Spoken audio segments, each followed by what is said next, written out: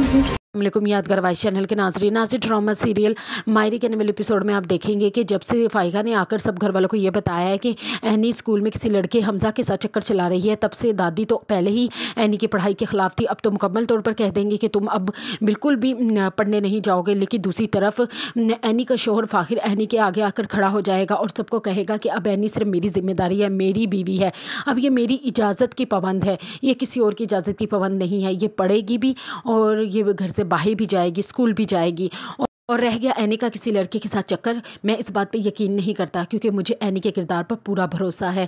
Any जब फ़ाखिर को देखेगी कि फ़ाखिर कितने इत्मीनान के साथ अब उसके साथ खड़ा है, उसके और उसका साहिबान बना हुआ है, तो उसकी आंखों से आंसू ही निकल आएंगे।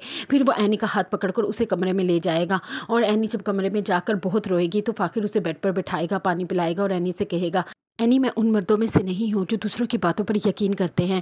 उस पर एनी फ़ाखिर को देखकर हल्की सी मुस्कुराएगी और कहेगी कि फ़ाखिर तुम सारी ज़िंदगी मुझ पे इसी तरह एतमाद करना, मैं तुमसे वादा करती हूँ मैं कभी तुम्हारे एतमाद को टूटने नहीं दूँगी।